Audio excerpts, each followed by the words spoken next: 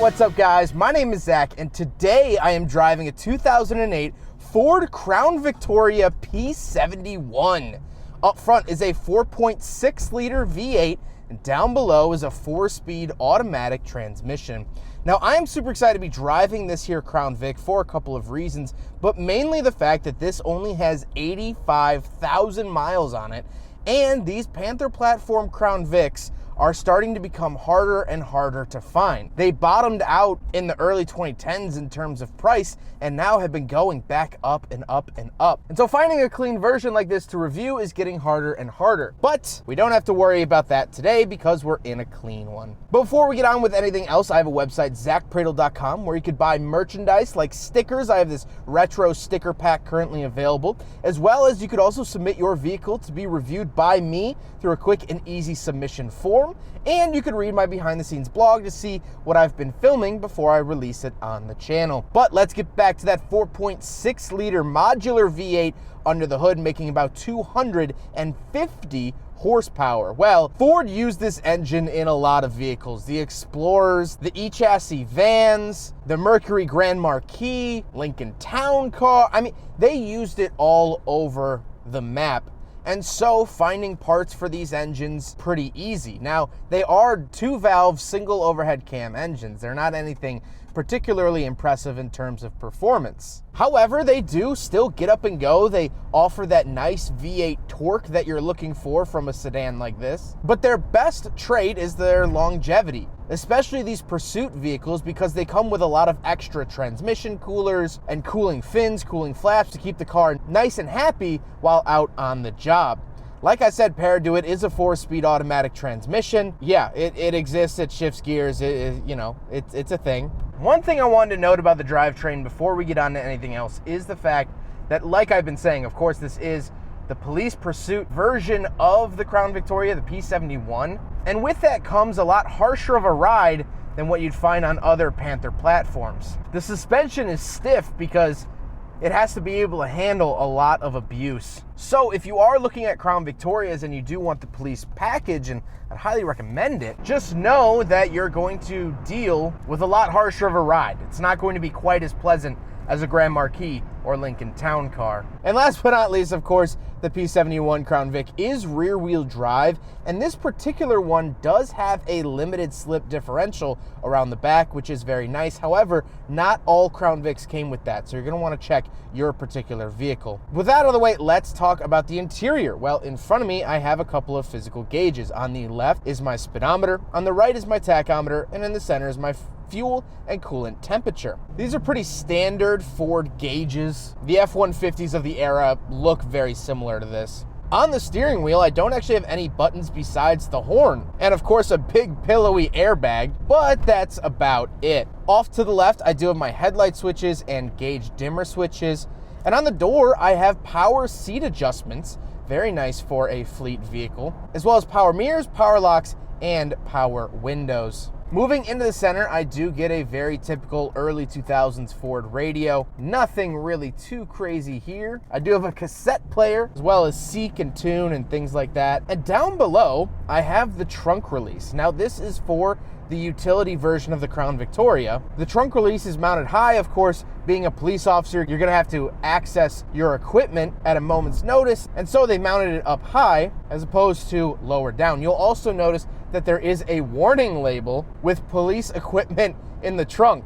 Again, something you don't see on Toyota Corollas. Then I have my climate controls, the most basic as they come.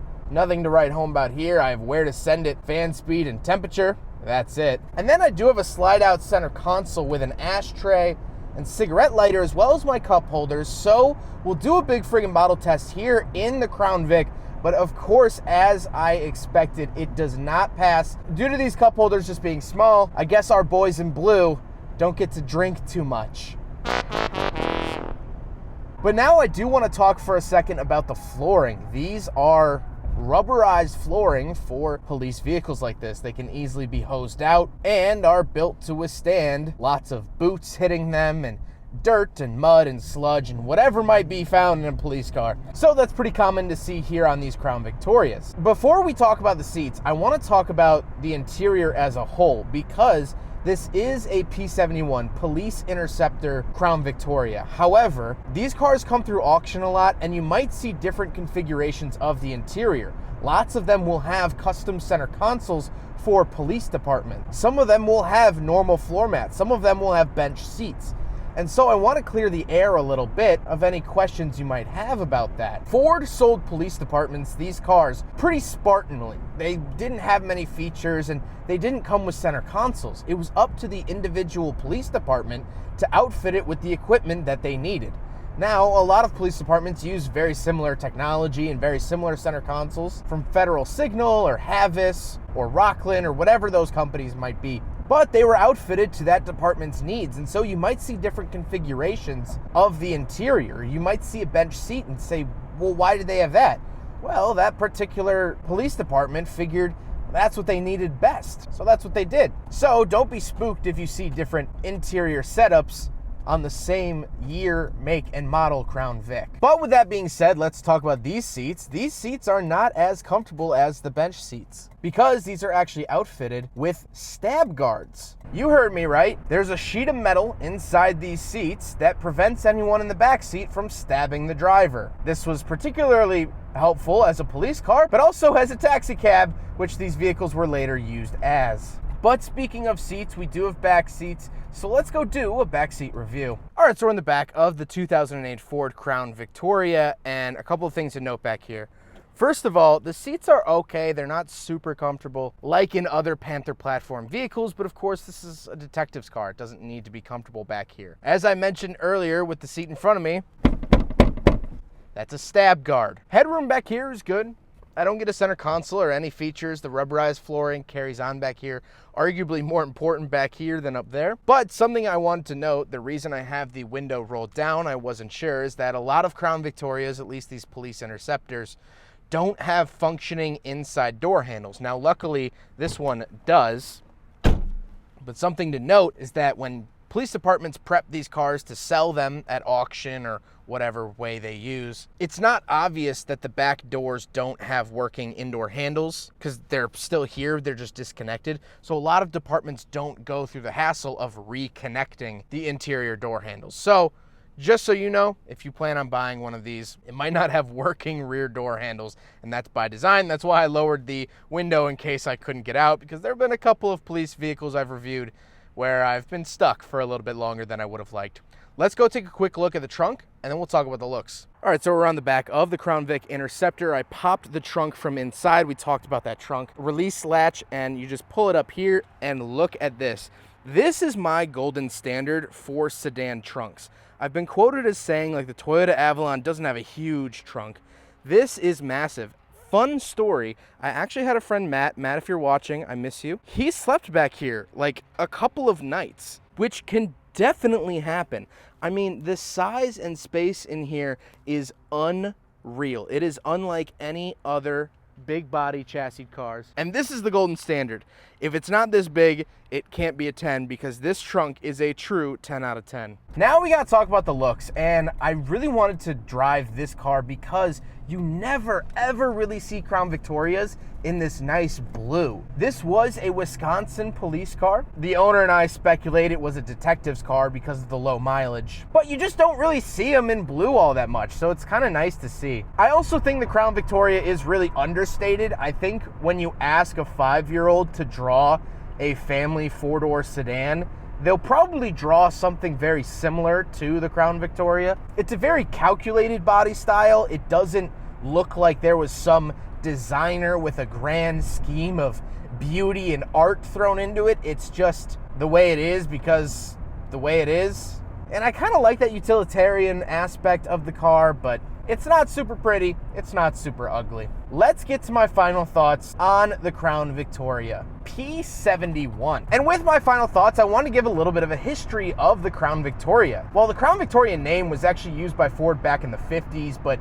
it really caught its stride in the 1980s with the Ford LTD Crown Victoria. Now, I've only filmed a regular LTD-S, which is the footage you're seeing now from 1982, but that kicked off the Panther platform. And this generation, while deemed one of America's most iconic cars, was actually built in Ontario, Canada. And the Crown Vic was killed for a couple of reasons. One of them being that Ford wanted to move towards using their Taurus platform. They introduced the Taurus Interceptor, had a more efficient V6, and had all-wheel drive capabilities, where the Crown Vic never did. But also in 2012, the United States government required traction control, of which these cars never came with. I really like these cars. I think that they're fantastic used car purchases, with the main emphasis on being reliable. Like I said, this 4.6 liter was put into everything at the time that Ford was doing. Tons of different chassis.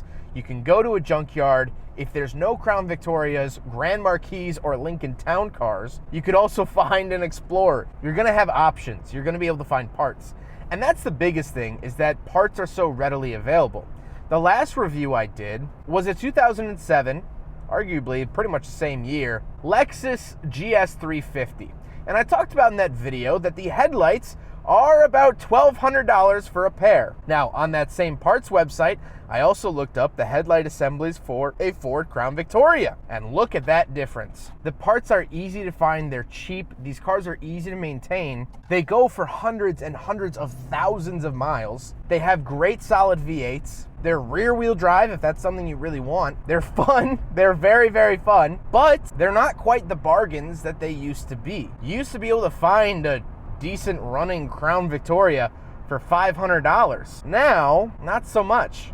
These have been out of production for over 10 years now. This car is always the perfect example of a great car in the aftermarket, because after these were done being made, you could find them very cheap. 2015, you could buy one of these for, like I said, $800, but now they're getting scarce. As time goes on, more and more are getting wrecked, put into junkyards, or raced down in Florida and left to die. And so, my point being is that I don't know the next time I'm going to drive a clean Ford Crown Victoria. I don't know the next time I'll see one of these in such good condition. But I hope it's soon, because I really do like how these drive, how these feel, all the equipment, and the V8 that you get, the reliability, it's all fantastic. Well, I hope you guys enjoyed the video. Huge thank you to Aaron for letting me take out his Ford Crown Victoria. I was very eager to get behind the wheel of this clean Panther platform. Like I keep saying, they're no longer a dime a dozen. And so this experience is thanks to Aaron. But I hope you guys enjoyed the video. Don't forget to rate the video, comment on the video, and subscribe if you really liked it. Take care, guys.